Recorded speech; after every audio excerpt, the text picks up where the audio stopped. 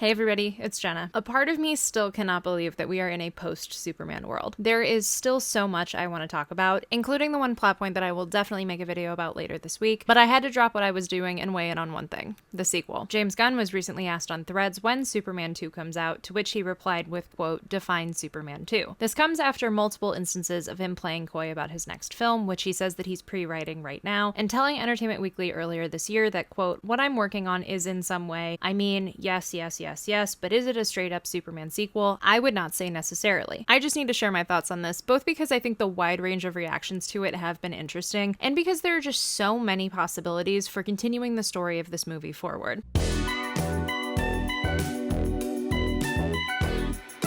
It's not that there won't be some sort of direct continuation to Superman. The leaps and bounds that it took to even get to this movie, much less the ways that it has already positively changed audience perceptions of the character in the DC universe as a whole, are just too important. Superman is being regarded as one of the four major pillars of DC's output in the immediate future. David Cornsweet let it slip that he's under contract for another movie, and James confirming to my Phase Hero co-host Brandon Davis that it'll be less than a couple of years before we see Superman again. So we know that we're getting something, but honestly, I love that we don't exactly know what we're getting. Is it a movie with both Superman and Supergirl? Is it a movie with both Superman and the formation of the Justice League? Is it a world's finest team-up movie with the DCU Batman? Maybe not, because James did recently say that the current plan is for the DCU Batman to debut in Brave and the Bold, but that's still not out of the realm of possibility. I'm not even entirely ruling out Superman and the Authority, although that does feel the least likely at this point, especially after James's comments earlier this year saying that the Authority solo film was being put on the back burner for multiple reasons. Its story elements are being tackled in other projects, it's difficult to crack the story in a post-The Boys world, and there are already, quote, "a lot of characters that we've fallen in love with that we've already filmed and have that we want to see continue their stories and see them meet each other." I do think, now that we've seen the film and its tone and its energy, that mindset absolutely makes sense. I won't even attempt to predict what I think the Superman sequel could be, in part because I never in my wildest dreams could have imagined Superman taking the shape that it did. That capacity to be surprised is something that I will always champion, especially on this channel, and it's definitely a sentiment that I'm taking with the sequel and the other DCU projects that we know next to nothing about. Sure, I would love to see James's take on Brainiac and Bizarro and Mixie and so many other unique Superman antagonists and supporting characters, and the great thing about this universe is that I know those are all possible. And even if we don't see them on screen, this world is already living and breathing and fleshed out enough for me to at least know that they're out there. I am still in complete and utter awe that we're able to get that sentiment from the very first movie in a franchise, especially after decades of other franchises slow building and meandering and needlessly withholding certain storylines. This Surf Dracula tweet gets quoted a lot in my household while complaining about that, but that isn't something that I'm feeling at all with this movie and with the DCU. Sure, I could name a dozen different story arcs in Superman that could pay off over a number of future projects, but those seeds of story arcs aren't why people are enjoying the movie. They're just enjoying it as an individual piece of art, one that is giving them a whole four-course meal that they didn't even know that they were hungry for, instead of just a taste of something that they might get more of down the line. It's also worth noting that James has touted the fact that they want each installment in the DCU to be as accessible as possible, to the point of not even having to have seen Superman in order to enjoy Supergirl. That also, in my mind, kind of cements the fact that the storytelling tactic is going to be a little bit different than what we expect from a cinematic universe. I've said it once, and I will probably say it a million times. I think that approach is going to revolutionize the way that we tell superhero stories on screen going forward, in a way that we really needed. And in my mind, that approach and that freshness can extend to how these franchises are plotted out as well. A superhero story doesn't need to be told in a trilogy of solo movies in order for it to be satisfying. An argument can and has been made that we've subconsciously grown used to trilogies, in part because of other beloved fictional worlds that initially followed that format. But in our modern day and age, even those franchises have expanded out to sequels and prequels and spin-offs, some of which haven't been as successful as others, thanks to the subconscious Surf Dracula principle that I mentioned earlier. It doesn't feel like that's going to be the case with the DCU. Instead, it, just like the comics, will showcase the ongoing adventures of its heroes and villains in a fully formed fictional world. James already took that kind of approach with the Guardians movies, only for things to get even more comic booky by having to detour into a crossover event midway through. Even if Superman doesn't get a traditional trilogy of solo movies, we know that we're realistically going to see him being Superman in a number of different contexts, or even just see how the world around him is impacted by his presence. On that topic, another reason why I'm excited by the ambiguity around the Superman sequel is the movie introduces so many moving parts and so many lovable characters without keeping them solely confined confined to Superman movies. We already know that the Justice Gang will be in Peacemaker just a few months later, and Guy Gardner is confirmed to be appearing and swearing up a storm in the Lantern series in early 2026. A series of seasonal crypto shorts will be arriving in the next year. Supergirl's own solo movie will be in theaters in less than a year, and a recent report indicates that DC Studios is exploring TV spinoffs for Jimmy Olsen and Mr. Terrific. That report was music to my ears, because Superman's pal Jimmy Olsen feels tailor-made for a wacky episodic show that could feature Jimmy and Lois and Eve and the Daily Planet staff and countless other wild elements. And Mr. Terrific being the breakout character of this movie makes me endlessly happy, and I would personally love more than anything for his spinoff to be the Terrifics, especially now that we've met half of the team already with both him and Metamorpho. It does feel a little deliberate that we never saw the two of them interact on screen, both because the third act sends them into two wildly different situations that make sense for their characters, and maybe so their friendship can be explored down the line in another project. If we suddenly woke up tomorrow to the news of any of those spinoffs or solo projects for Lois or Hot Girl or virtually any other character in this movie, it wouldn't feel like putting the cart before the horse or stretching things too thin. It would get people excited to see another story with a character that they just fell in love with. Being in a world where the DCU has that much possibility and flexibility and surprise and isn't bogged down by existing slates or characters being confined to certain micro-franchises or the feeling that everything has to be homework is something that I am still in awe of. And that awe and that surprise is exactly why I'm excited to find out when and how we see Superman next, even if it's not a straight-up sequel. And honestly, especially if it's not a straight-up sequel. Where do you want to see Superman next in the DCU? Is there a certain character that you really want to see a spin-off of? Share your thoughts in the comments below, and please don't forget to like, subscribe, and share with your friends if you haven't already done so. Merch is available at the link in the description. As always, you can find me on social media at Hey It's Jenna Lynn. Thank you all so much for watching, and as always, go read some comics.